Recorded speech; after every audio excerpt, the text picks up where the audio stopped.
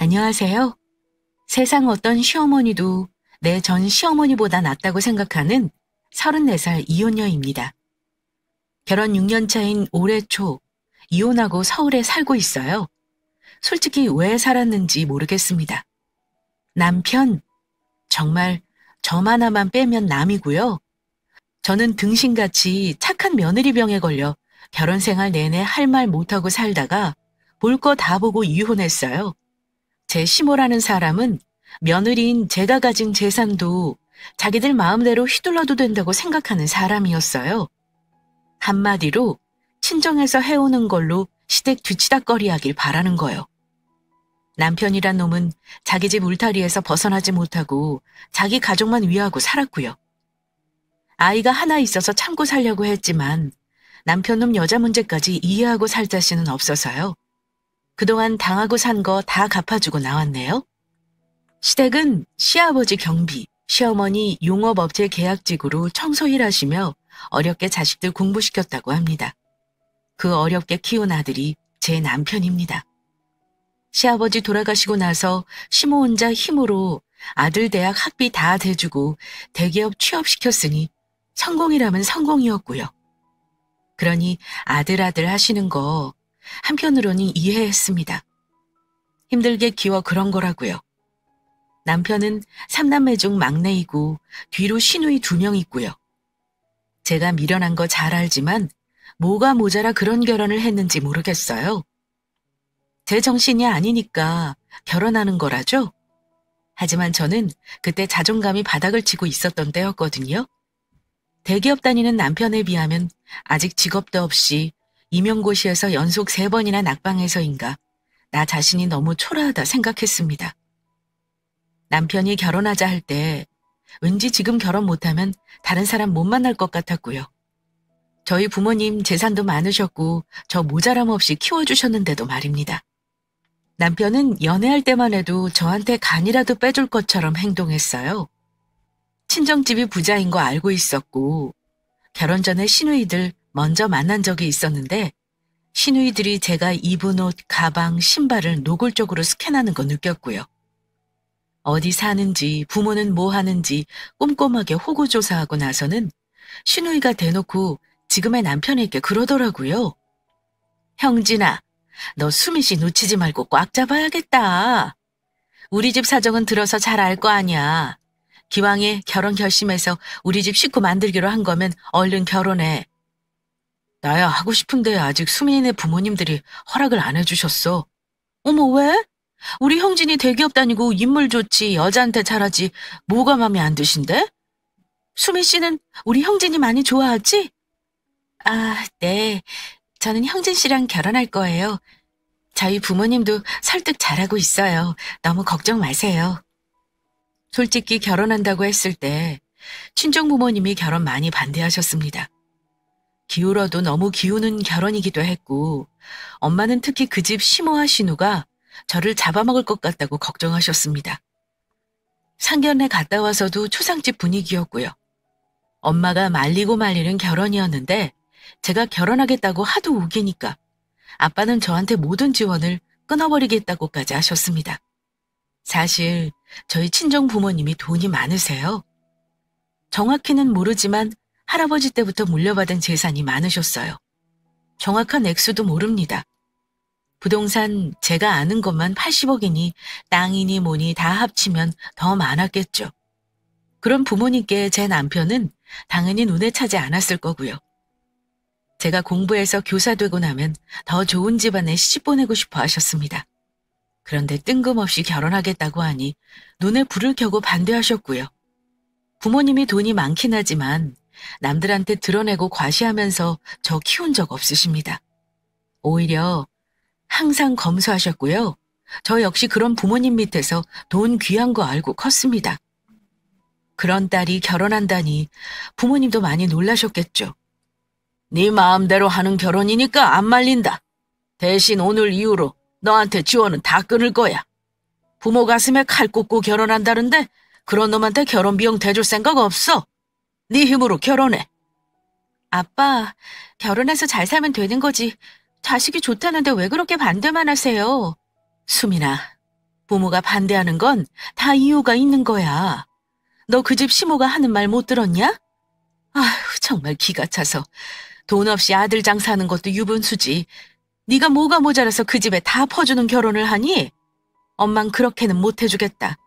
아니, 그 집은 아들 장가 보내는데 전셋값 보태줄 돈도 없으면서 뭐가 그리 당당하다니?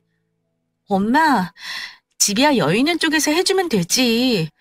어디로 없어지는 것도 아니잖아. 나 결혼해서 잘 살 거야. 공부도 더 할 거고. 형준 씨도 그러라고 했어. 그러니까 허락해줘요.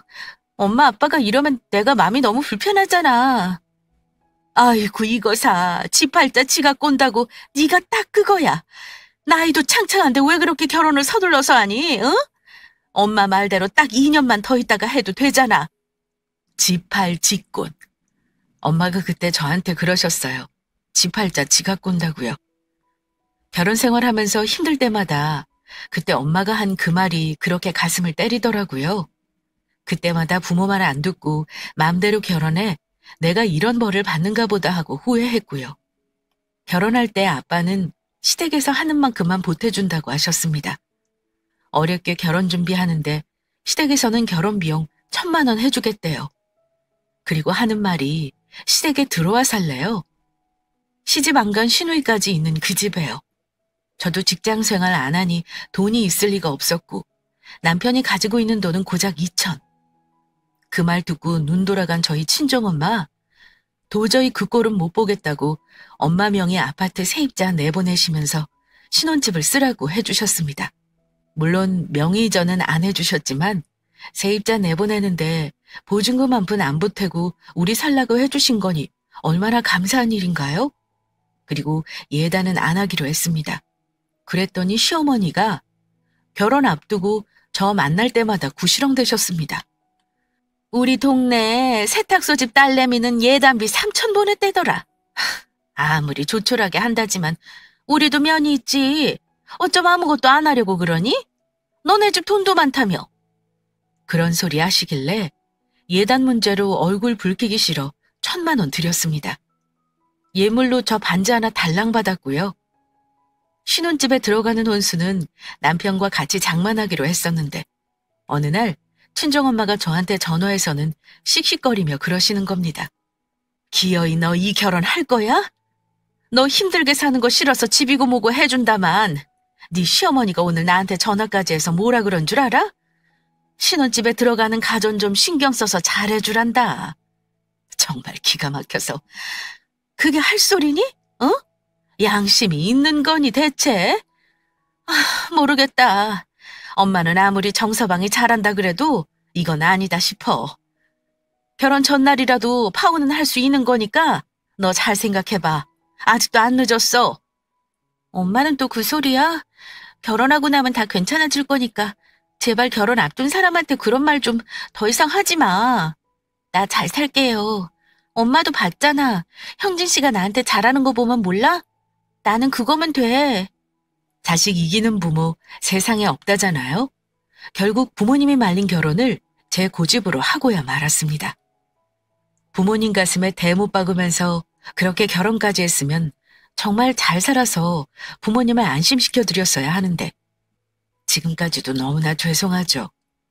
아무튼 결혼하고 나서 안 좋은 일만 있었던 건 아니었습니다. 신혼 때는 나름 남편과 잘 지냈고 남편 역시 그때까지만 해도 제 눈치를 조금은 보면서 살았어요. 친정집에 가면 부모님이 사이 대접을 해주신다고는 했지만 밥 먹고 오면 체할 정도로 긴장하곤 했습니다. 저희 집에서 결혼 반대한 이유를 본인도 잘 알고 있었으니까요. 자기네 집과 비교할 수 없는 재력이라는 것도 다 아는 사람이라 제 눈치 본 거였고요. 그러다가 제가 첫 아이를 가지게 되었는데요. 친정 부모님은 결혼을 반대하셨지만 손주 소식에는 무척 기뻐하셨습니다. 이미 결혼한 딸이니 잘 살기만은 바란다고 늘 말씀하셨고요. 그런데 참 아이러니하게도 그때부터 저는 왜 엄마가 결혼을 반대했는지 점점 현실 파악이 되어가더라고요. 특히 시어머니는 결혼 전에 우리 친정에 바라던 것도 모자라 결혼 후에는 뭔 일만 있으면 친정엄마에게 전화를 하셨습니다. 다른 집은 다 맞벌이하고 사는데 새아가가 저렇게 배불러 집에만 있으니 애들이 생활비가 모자라지 않겠어요? 사돈댁에서 잘 좀 보살펴 주세요. 이런 식으로 생활비를 아들에게 붙이라고 넌지시 말하기도 하셨고요. 제가 출산을 앞두고 있을 때에는 내가 아는 집은 친정에서 출산 준비 다 해준다고 하더라. 그것뿐이니? 애 돌 때도 친정에서 애 옷이며 돌상이며 다 차려줬다더라. 요즘은 친정에서 다 그렇게 하는가 봐. 이런 말을 하시면서 친정에 대놓고 빌붙으셨습니다.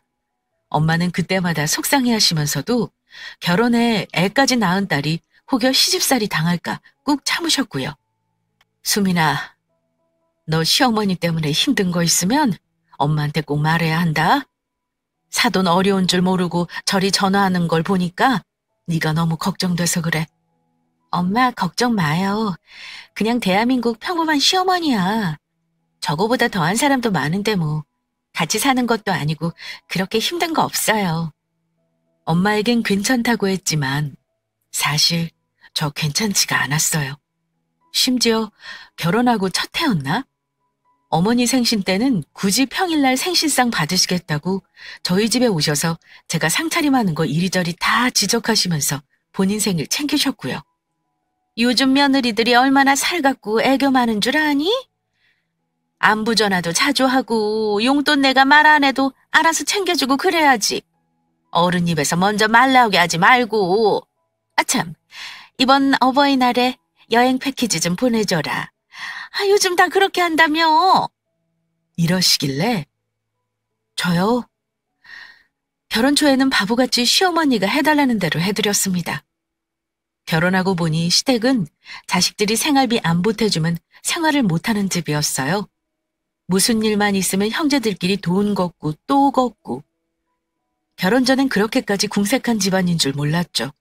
그래도 어머니가 일을 하셨으니 자식들에게 많이 기대지 않을 거라 생각했습니다. 그런데 문제는 그 집의 시모만이 아니라 이혼하고 같이 사는 신우도 문제였습니다. 집에 돈 잡아먹는 귀신이 있다면 딱 그런 사람이었어요.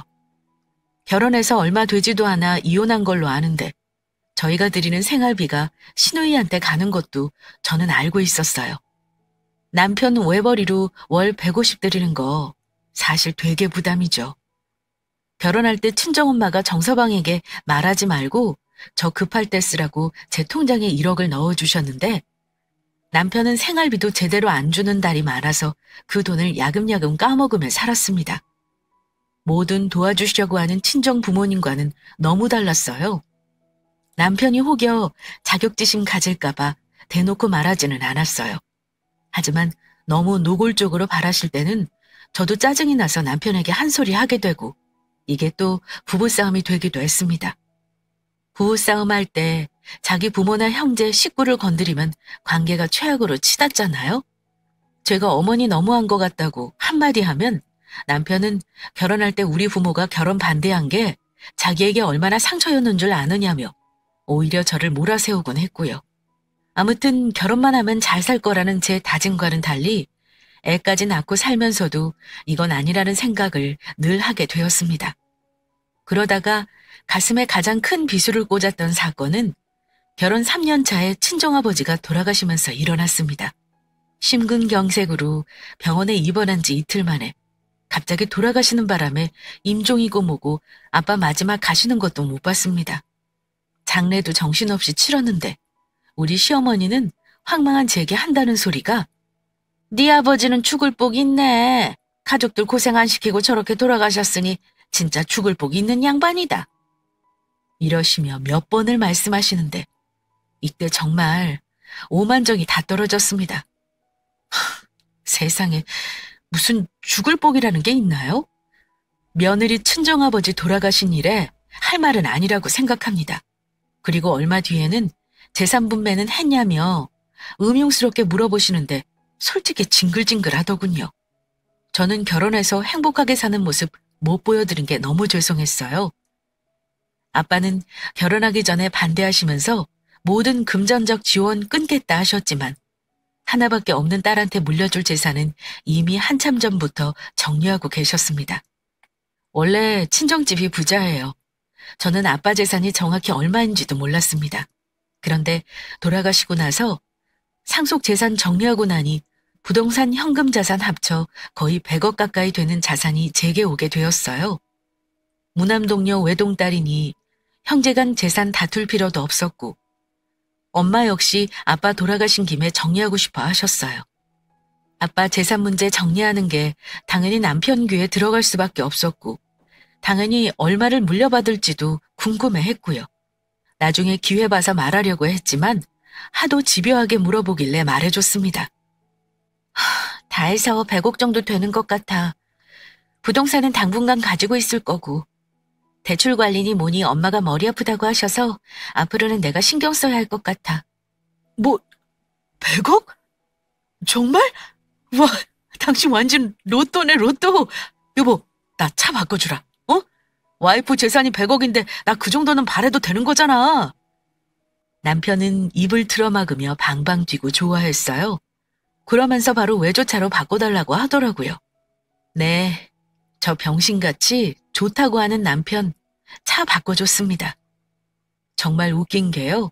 그전까지 우리 친정이 잘 사는 줄은 알았겠지만 막상 자기네들은 평생 만져보지도 못할 돈이 내 것이 되니까 시댁 식구들은 불나방처럼 저한테 달려들어 돈을 뜯어가려고 하더라고요. 제가 유산을 물려받자마자 제일 먼저 본색을 드러낸 건 남편 놈이었습니다. 남편은 어느 순간부터 아예 자기가 번 돈은 자기만 쓰고 집에다가 생활비는 한 푼도 안 줬어요. 마치 당연하다는 듯이요. 아무리 적은 월급이라도 가장으로서 최소한의 책임은 져야 하는 거 아닌가요? 그런데 자기가 버는 돈은 이제 자기가 쓰겠다고 일방적으로 선언해버리더군요. 거기서부터 저도 열이 받기 시작했는데 더한 건 뭔 줄 아세요? 자기 마음대로 시부모님 집을 사겠다고 계약금을 내놓으라는 겁니다. 여보, P아파트 알지? 그거 34평 15층 가계약금 걸어놨어. 그거 계약금 좀 줘. 우리 부모님 그리로 이사하게. 뜬금없이 아파트를 계약하겠다고 하는데 당연히 놀랐죠. 제가 아무리 돈이 많아도요. 물려받은 재산 다 퍼주고 살 만큼 호구는 아닙니다. 아무 이유 없이 시댁의 아파트를 떡하니 사주기는 싫었어요. 아파트라니? 갑자기 그게 무슨 소리야? 우리 어머니 말이야. 집이 너무 오래되기도 해서 내가 엄마랑 집 보고 왔어. 누나랑 같이 살기 영 불편한가 봐. 화장실도 한 개잖아. 그 집 팔아봤자 다른 아파트 사지도 못하는 돈이더라. 엄마 집 한 돈은 내가 잘 가지고 있으라 했으니까 다른 데 투자해볼까 해. 보고 온 아파트는 신축 주상복합이라서 투자 가치도 있더라. 우리 집에서 가깝기도 하고. 그거 사려고. 당신 뭐 착각하는 거 아니야? 내 재산으로 당신 부모 집을 왜 사줘야 하는데? 살 능력 있으면 당신 돈으로 사. 뭐? 당신 돈이 내 돈이지. 나도 권한 있는 거 아니야? 야, 너도 결혼할 때 해온 거 없잖아. 그거 지금 한다고 생각하고 그 아파트 사줘. 무슨 그런 개똥 같은 말을 해. 내 재산에 당신 권한 없어. 그리고 말은 똑바로 해라. 내가 왜 해온 게 없어? 우리 지금 살고 있는 이 아파트, 당신 공짜로 살고 있는 거 몰라? 아니, 이 집은 장모님 명의잖아. 따지고 보면 우리 집은 아닌 거지. 암튼 난 우리 부모님 아파트 한 채는 해드리고 싶어. 이미 가계약금까지 보냈으니까 해줘. 정 그러면 내 명의로 할 거야. 내 돈으로 하는 거면 내 명의로 하는 게 맞지.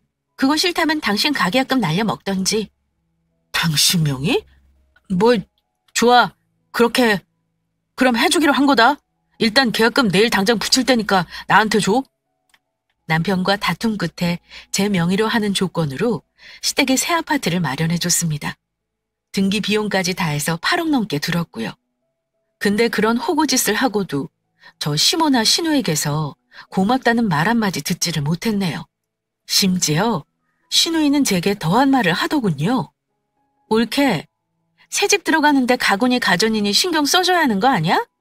이거 우리 명의 아닌 올케 명의 집이잖아. 돈이 그렇게 많은데 집 하나 우리 엄마 명의로 해주는 거 아까워했으면 살림 드리는 건 해줘야 하는 거 인지상정이지. 너무 서운하다 정말. 우리가 이런 대접받아도 되는 거야? 얘기 들어보니 이 집도 울며 겨자 먹기로 해줬다며. 옳게 그러는 거 아니야. 막말로 결혼할 때 옳게 예단 잘해온 게 있어? 아님 직업이 있길 했어? 그나마 친정 잘 살아서 덕이라도 볼까 했는데 이렇게 치사하게 굴지는 몰랐다. 시어머니는 옆에서 입을 삐죽거리며 비아냥거리셨어요. 돈 많아도 소용없다. 자기 식구한테 쓰는 거 저리 아까워하니 무서워서 무슨 말을 하겠니? 다른 집은 우리 아들처럼 인물 좋고 직업 좋은 사위 본다 그러면 집이고 차도 당연히 딸려온다는데. 에이. 좋은 일하고도 욕먹는 기분 아시나요? 그런 막말 듣고도 저 참았습니다. 해줄 만큼 해줬으니 더 이상 나한테 요구하지 말고 먹고 떨어지겠지 하는 심정으로요. 시댁이야 제가 멀리하고 안 가면 그만이라고 생각했어요. 그런데 돈이 생기면 그거 뜯어먹으려는 사람은 시댁 식구뿐만이 아니더라고요. 남자가 돈 있는 행세하기 시작하면 뭐가 달라붙는지 다들 아실 겁니다.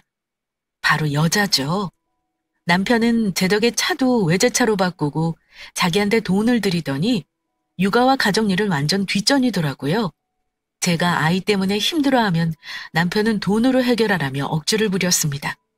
돈 놔뒀다 뭐해? 그냥 사람 써, 사람. 살림하기 힘들다 하지 말고 파출부 쓰면 되잖아. 나도 바깥일로 피곤하고 매일 야근하는 거 몰라? 돈으로 해결할 수 있는 거 제발 징징대지 말자. 애 키우는 게 돈 가지고 되는 일이야? 당신이 아빠로서 역할을 해야 할 거 아니야. 우리 승아 당신 얼굴 까먹겠어.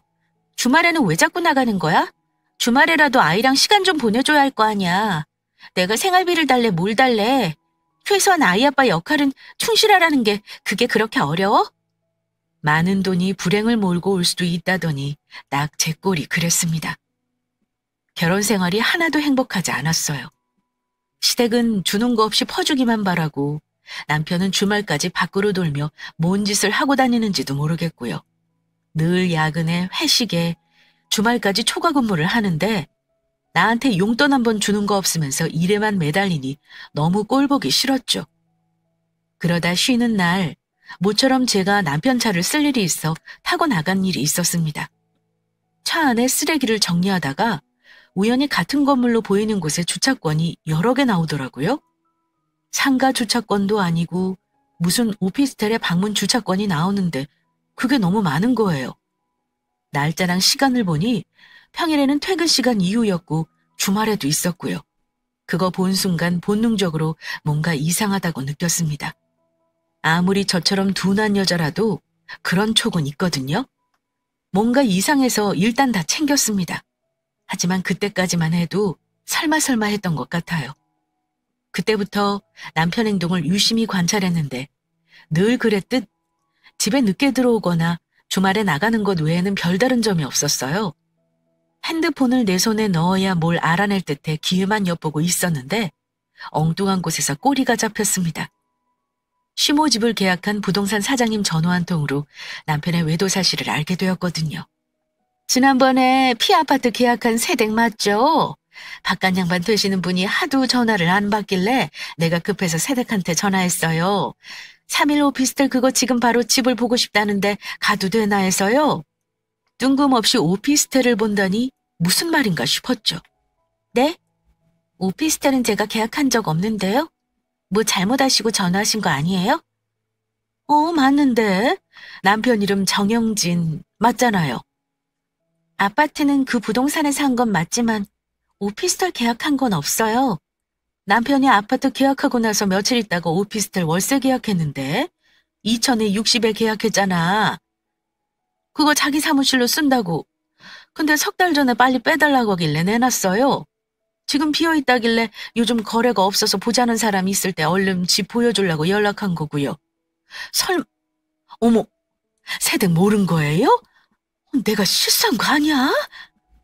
부동산 사장님은 자기가 실수한 게 아니냐며 당황스러워했고 저는 뭔가 이상한 낌새를 느끼고 모른 척 물었습니다. 아니에요. 남편이 사무실 얻는다고 했던 것 같은데 제가 깜빡했네요. 거기 계약서 보관하고 계시면 주소 좀 알려주세요. 저는 주소를 받아 적고 그곳으로 가봤습니다. 초인종을 눌러봤는데 나오는 사람은 없고 비어있는 것 같았어요. 문을 두드려봤지만 인기척이 없길래 우편함을 봤는데 챙겨가지 못한 우편물들이 있더라고요.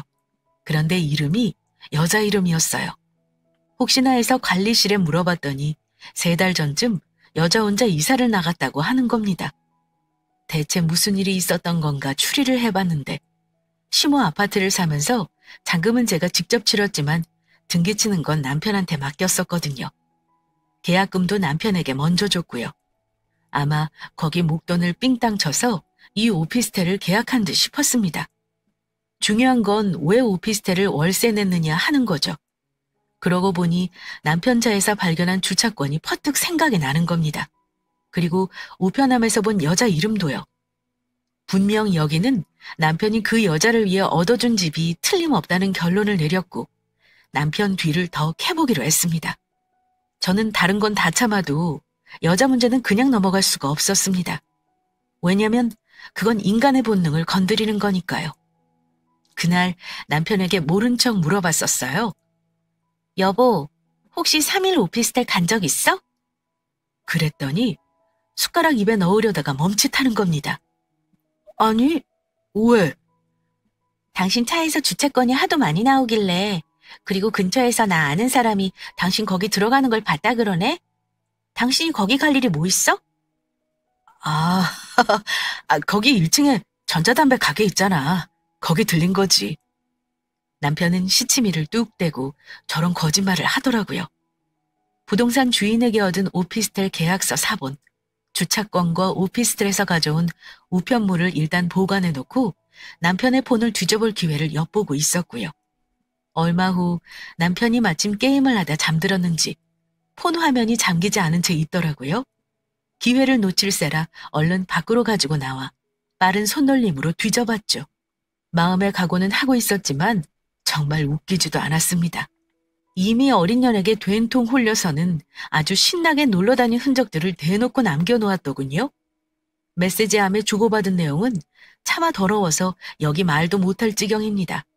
자세히 살펴보니 지금 만나고 있는 여자는 그 오피스텔의 주인이 아니더라고요. 이미 오피스텔에서 살던 여자애와는 정리한 듯 싶었고 새로운 연관은 시작한 지 얼마 안 된 것 같아 보였어요. 왜냐면 웬 여자가 헤어짐을 못 받아들이는 문자를 계속 보냈더라고요. 나중에는 와이프에게 자기와 외도한 사실을 알리겠다며 협박도 하고요. 그러면서 지금 만나는 여자애하고는 아주 알콩달콩 데이트하고 다니는 것 같았습니다. 일단 급한 대로 모두 캡처해 제 폰으로 전송했고요. 사진첩도 뒤져 증거자료 다 남겨놨습니다. 상간녀의 이름과 연락처를 일단 저장해두고 문자 내역을 보는데 더 기가 막혔습니다. 내가 경제적으로 간섭을 안 하는 거 알고 자기 카드로 신나게 성매매까지 하고 다닌 것 같았습니다. 짐작도 못했던 남편놈 더러운 사생활을 알고 나서는 힘이 쭉 빠지더라고요. 일단 우리 아이가 불쌍했고요. 6년 동안 참고 산 제 인생이 아까웠습니다. 왜 이렇게 바보같이 살았나. 나 자신이 한심해서 미칠 지경이었습니다. 내가 선택한 길이니 그 길로 간 제가 모든 걸 감당하는 게 맞는 일이죠. 그때 엄마 말대로 더 공부해서 시험 합격하고 천천히 생각할 걸 괜히 결혼이라는 거래서 내 팔자를 내가 꼬았는지 그런 꼴 보고 나니 엄마 아빠 말 안 듣고 내 고집만 부린 게 후회되었습니다. 그럼 꼬인 내 팔자 푸는 것도 내 몫인 거잖아요. 이제와 누굴 탓하겠습니까? 인생이 더 시궁창 빠지기 전에 여기서 끝내리라 마음먹고 저는 바로 이혼 준비에 돌입했습니다. 이혼 전문 변호사는 수임료 비싸지만 제일 유명하다는 곳에 의뢰했고요. 남편에게 사람도 붙여놨습니다. 남편은 아무것도 모르고 저한테 거짓말을 서슴없이 해가며 그 여자를 신나게 만나고 다녔어요. 어차피 간통죄는 폐지되었고 외도 증거만 확실하면 상간녀 소송 가능한 거니까요. 증거를 모으는 건 그리 오래 걸리지도 않았습니다. 그런데 변호사 사무실에서 소장 접수할 날 받아놓고 있는 그 와중에 김장철이 왔었거든요. 신우이가 문자로 다음 주에 김장하니까 배추 절인 거 주문해달라는 문자까지 보냈더라고요. 지들 먹을 김치를 왜 나보고 사라고 하는지 참 대꾸도 안 했습니다. 남편 외도 알고 나서 저는 시댁의 모든 금전적 도움과 연락을 끊고 있었는데 제가 하도 연락이 안 되니까 어머니가 우리 집에 와서 기다리고 있는 거예요. 아이 어린이집 하원하고 왔는데 어머니가 소리도 없이 거실에 앉아 계시길래 얼마나 놀랐는지 모릅니다. 승아 엄마, 너는 왜 그리 연락이 안 되는 거냐? 시어미가 꼭 찾아와야겠니? 너 김장배추 주문한 거야? 김장배추는 무슨... 저 김장하러 안 가요. 어머니가 알아서 하셔요. 갑자기 무슨 뚱딴지 같은 소리야? 김장을 네가 안 하면 누구더러 하라는 거야? 오늘 마침 잘 오셨네요. 어차피 할 말도 있었고요. 저 김장이니 뭐니 이제 그 집에 갈 일 없어요. 승아 아빠랑 이혼할 거거든요. 뭐야? 갑자기 이혼이라니? 제 잘못으로 이혼하겠어요? 당연히 승아 아빠가 잘못한 게 있으니까 그러죠. 그 사람 여자 만나고 다녀요. 돈도 아주 펑펑 쓰고 다니고요. 어떤 년한테는 오피스텔까지 얻어주더니 또 모르죠. 그년한테는 집까지 사줬는지도요. 예, 멀쩡한 네 남편 잡지 말고 사실만 말해. 우리 형진이가 어디 그럴래니? 네가 뭘 잘못한 거겠지. 바람 피울 사람 안 피우는 사람 따로 있나요? 시간 많고 돈 많으면 피우는 게 바람이죠. 암튼 저 합의 이혼은 안 해요. 그건 알고 계시고요. 아 참, 어머니 지금 그 집이요. 좀 비워주셔야겠어요. 그거 제 명의 집인 거 알고 있죠? 딱 3달 드릴게요. 그 안에 비워주세요. 버티다가 험한 꼴 보지 마시고요. 우릴 내 쪽이라도 하겠다는 거야? 난 못 나간다. 내 아들한테 자초지정 듣기 전에는 네 말도 못 믿겠고. 그럼 아들한테 직접 물어보세요. 어머니 때문에 계획에 차질이 생겨버렸네요. 원래는 소장 접수하고 나서 남편 내보내려고 그랬는데 이렇게 된 거 어쩔 수 없죠. 내일 당장 사람 불러서 승아 아빠 짐 빼버릴 거예요. 할 말 다 하셨으면 가주세요. 김장 얘기하면서 며느리 혼내러 왔다가 아들 이혼당하는 소식 들은 시모는 식겁을 하고 돌아갔습니다. 언젠가는 닥칠 일 이제는 미룰 이유도 없었고요. 남편이야 뭐 자기 엄마한테 전화로 소식을 들을 테니 저는 가만히 있었습니다. 아니나 다를까 맨날 늦던 사람이 그날은 아주 헐레벌떡 집에 들어왔더라고요. 승엄마, 여보, 당신 엄마한테 우리 이혼한다 그랬어? 갑자기 왜 그래? 이혼은 무슨 이혼? 다 들었지? 이호야 나보다는 당신이 잘 알잖아. 당신 여자 있더라? 그것도 되게 여러 명이나? 관리하려면 골치 깨나 아프겠어? 뭐? 여보, 내 말 좀 들어봐. 사실은 여자애 한 명이 스폰해달라고 달라붙어서 정리했어. 진짜라니까? 아, 그 오피스텔 얻어줬던 애? 내 돈 빼돌려서 집 얻어주느라 아주 고생했겠더라. 그래, 걔는 정리했다고? 근데 또 있던데? 그년한테는 집도 사줬냐? 아니야, 절대 아니야. 여보, 내가 다 정리할게. 이혼은 절대 못해. 못하는 건 네 사정이고 그냥 너는 가만히 있어. 어차피 소송으로 할 거니까.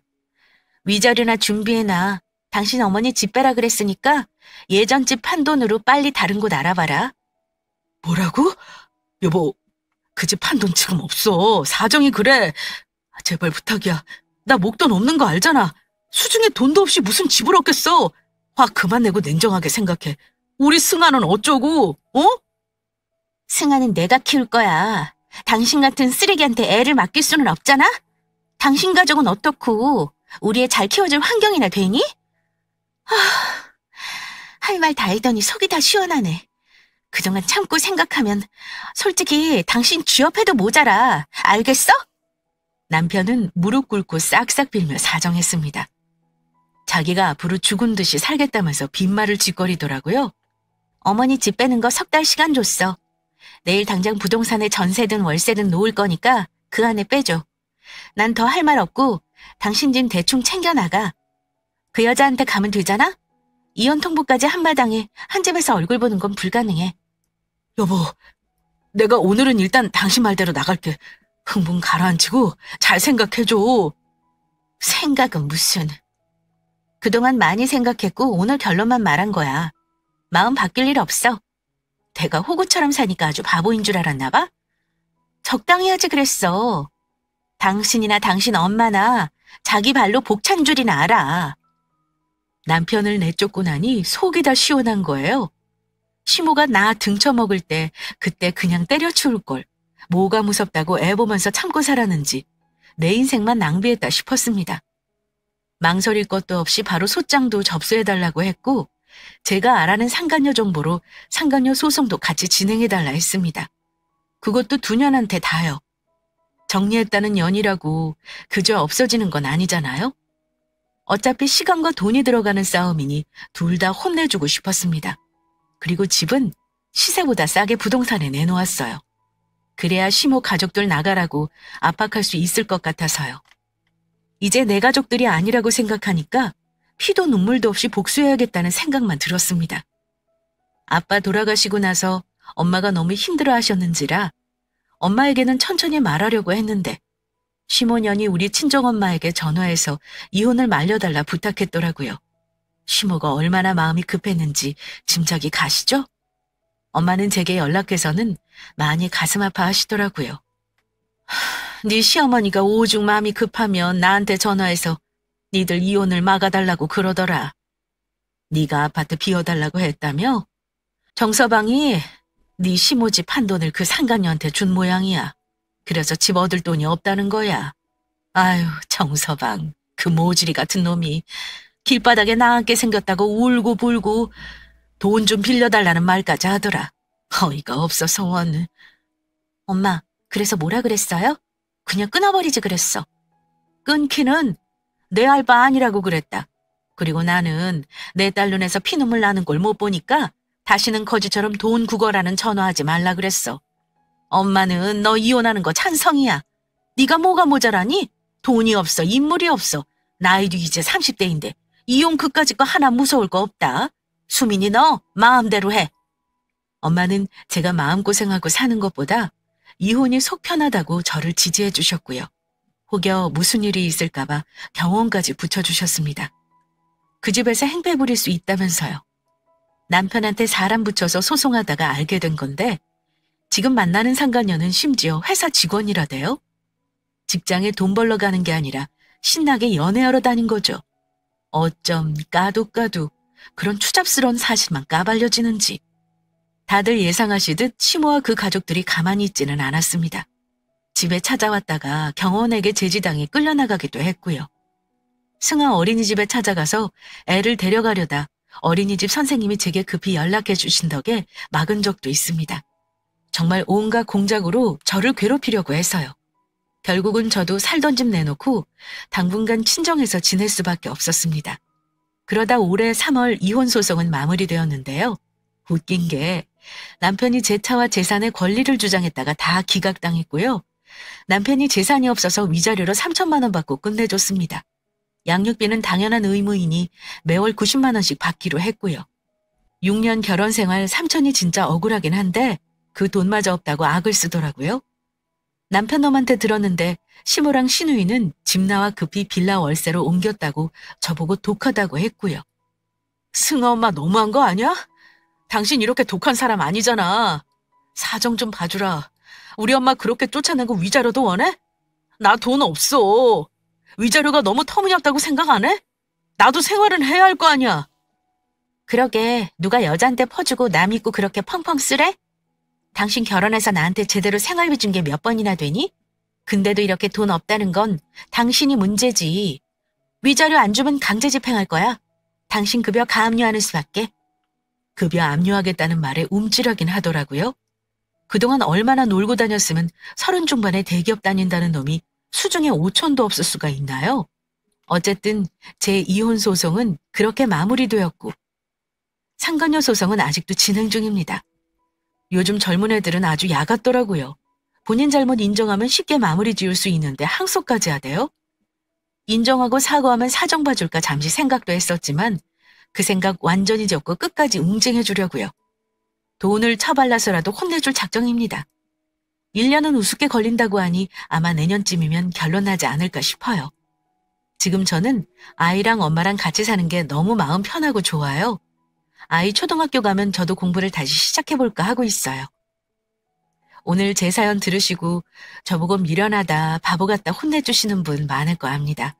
그래도 부끄럼 무릅쓰고 제 사연 보낸 건 저같이 결혼해 사는 분이 분명 있을 거란 생각에서였어요. 그분들께 조금이나마 용기를 주는 사연이었다면 저는 그걸로 족합니다. 제 사연은 여기까지입니다. 감사합니다.